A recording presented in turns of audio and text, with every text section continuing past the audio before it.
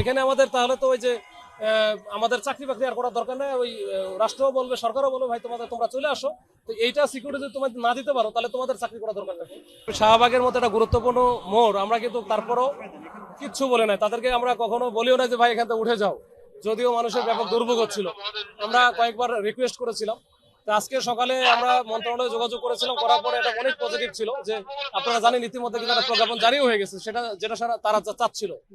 ওই সময়টাতে আমি তাদের, যখন এরা এদিকে চলে আসে তার আগেই কিন্তু ওদের নেতৃত্বের সাথে আমার কথা হচ্ছিল। তো ওরা বলতেছিল যে স্যার আমরা আধা ঘন্টা এখানে সর্বোচ্চ থাকবো, যদি এর মধ্যে প্রজ্ঞাপন জারি না হয় তাহলে কিন্তু আমরা সচিবালয় অভিমুখে চলে যাবো। এগুলো ঠিক আছে, তোমরা কিছুক্ষণ আধা ঘন্টায় থাকো, আমি একটু যোগাযোগ করতেছি, যত দ্রুত দেওয়া যায় এটা দেওয়ার ব্যবস্থা করতেছি।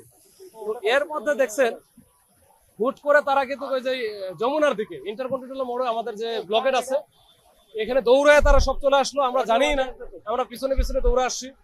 এখানে ব্লক ভাঙার পরে তারা একেবারে যমুনা যে মাননীয় প্রধান উপদেষ্টা বাসভবন অব্দি চলে গেছে। এরপরে ওখান থেকে আমরা কিছু ফোর্স ওইখানে জড়ো হয়ে তাদেরকে প্রতিরোধ করে ওখান থেকে আস্তে আস্তে তাদেরকে ঠেলে নিয়ে আসার চেষ্টা করেছি, তারপরে কাজ হয় নাই। এরপর আমরা ওয়াটার ক্যানন নিয়ে আসা পানি মেরে হালকা ডিসপার্স আমরা করেছি, করার পর ওখান থেকে নিয়ে আসা পরে যে এখানে এখন হচ্ছে ব্লকের বাইরে চলে আসছি। এরা এখানে অবস্থান নিচ্ছে, আমাদের বেশ কয়েকজন গুরুতর আহত হয়েছে। তারা প্রচুর ইট মারছে, আর যে তাদের কাছে যে হেক্সা চাকু টাইপের ছিল, এটা কয়েকটা জায়গায় আমাদেরকে মারার কারণে আমাদের কয়েকটা ছেলেপেলে কিন্তু এখন গুরুতর আহত। এবং আমার এখানে দেখছেন যে আমার এখানে ব্যাপক আকারে মানে লাগছে। আমি যেহেতু সামনে ছিলাম, তো ইচ্ছা মতো মারছে, তো তাদেরও আহত হতে পারে। ওইখানে অনেকেই কিন্তু তাদের পিছন থেকে ডিল মারতেছে, তারা অনেকে মাঝখানে এসে মিডিল মানে আমাদের সমাধান করার চেষ্টা করতেছিল, ওদের মধ্যেও তাদেরও কিন্তু লাগছে। না, আমরা সংখ্যাটা নির্দিষ্ট করে বলতে পারবো না, আসলে বিভিন্ন জন বিভিন্ন দিকে চলে গেছে, হাসপাতালে গেছে, কেউ হয়তো ফার্স্ট এড দিয়ে আমরা যেখানে বিভিন্নভাবে আমরা আছি। তো এটা পরে হয়তো জানাতে পারবো। আর আন্দোলনকারী আমরা এই মুহূর্তে যে তারা বুয়েটের স্টুডেন্ট, আমরা কিন্তু প্রথম থেকেই খুবই সফট নমনীয় ভূমিকা পালন করেছি, আমরা ধরতেও যাই না। তারপরে কিন্তু তারা খুবই অ্যাগ্রেসিভ, এখনো দেখেন খুবই অ্যাগ্রেসিভ।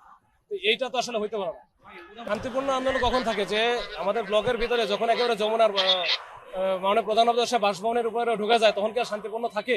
বিধান হচ্ছে এখানে আসতে পারবে না, কিন্তু তারপরে তারা হচ্ছে স্টুডেন্ট, যেহেতু তারা বারবার জোর করে আসতে চায়।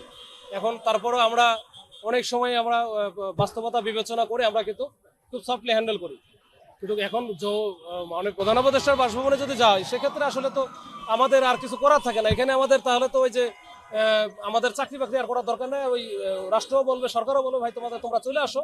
তো এইটা সিকিউরিটি যদি তোমাদের না দিতে পারো, তাহলে তোমাদের চাকরি করার দরকার নেই। না, আপাতত আমরা এখন পর্যন্ত এরকম কোনো কিছু করি না। দেখি আমরা আমাদের অথরিটির সাথে কথা বলে আমরা পরবর্তী